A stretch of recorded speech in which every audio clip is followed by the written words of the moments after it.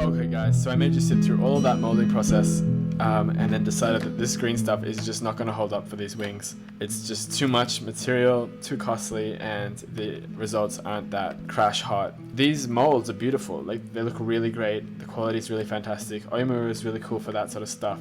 I just don't have the right casting material. I would either use like a rubber or I would use plaster, and that would fill in really well, and I just tape it off and let it set in a couple of minutes. So what I'm going to do is just take this, I flattened it out, and I'm going to wrap it in some Glad wrap and put it in the freezer, and that'll really stop it from reacting, and I might be able to still use it a bit later in the process. So I'm going to go back to plan A, and I'm going to work with the real wings and the real plastic.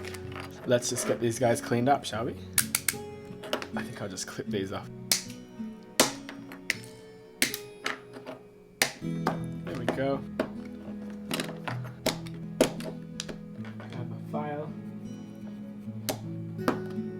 So what I want to do is increase the angle of these upper parts of the wings, like so. The challenge being not to make it look like a butterfly, but I think if you join these bits with feathers, it'll be fine. So I've just gone ahead and sampled some of the Oyamuru casts, and I've got these 4 sections here, and so we've got 1, 2, 3, 4, and you can see quite clearly some really nice sections of the wing have come back from those molds. And we're going to use those to fill the gaps here and here. I don't know how that exactly it'll work, but that's the inside and the outside in both cases. So we'll use those and we'll build the wing back in. Cool. I'm going to need to employ the use of my trusty pin vise and my copper wire so I can pin these. See that I need to drill into this part here. It's just the right thickness. Okay, so finished drilling my holes. 1, 2, 3, 4. And now I'm going to cut my lengths of wire. There we go. So it's much easier than sort of having to rely on green stuff and getting it right the first time. Okay, so both wings are done, and I can bend it and shape it depending on what I need to do. I don't want to break it though, so let's let that set. So it looks pretty cool. Got our wings together. Now we can play around with our bits and see how they fit on. Let's have a look. So if we turn the wings over and we imagine that there's something like that, I think that's probably how they'll be, going up like that.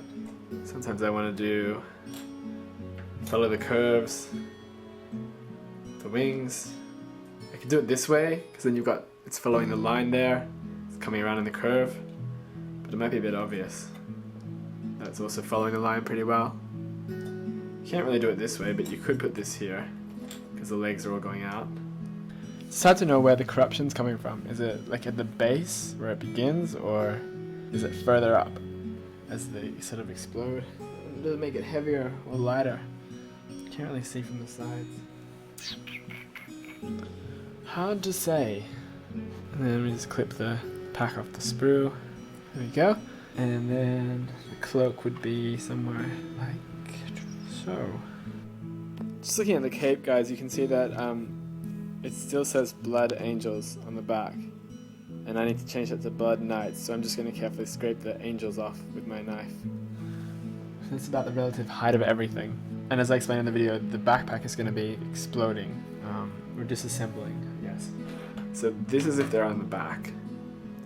So what I'm going to do is cut bits away with a knife, and then reposition. So guys, I'm just cutting off the limbs of these guys, because in shaving the backs, it's putting way too much pressure on the limbs. So I'm going to cut them off and then reattach them once I've shaved the back off.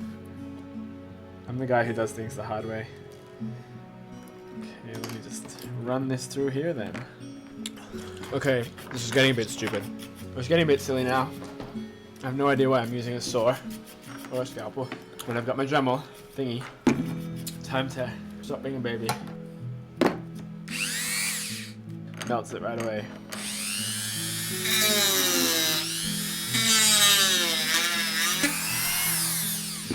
Nothing compares. You have a look at that. That was 10 seconds. This is the melted plastic that's been torn up off the model by the tool. It's a really good way to make like plasma energy a bit more realistic. Like, it's so random and so detailed. You can imagine if I cut that off and put that on the end of a plasma pistol. And it's all sort of spiraled and folded into each other as well. Very cool. So I won't throw that out, I'll keep that. Where were we?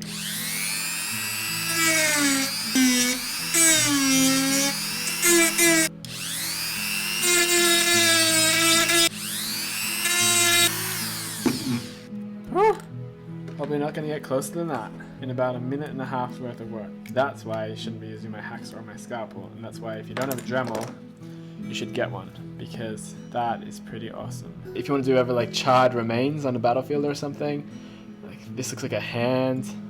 Look at that. Ew. This is just from running that particular Dremel head over the plastic, and that's what happens. The twisted, charred remnants, pulling bits off. You can create a whole collection.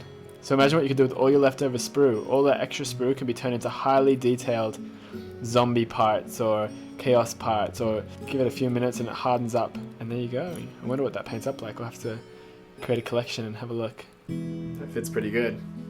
Maybe we could just cover the whole wings.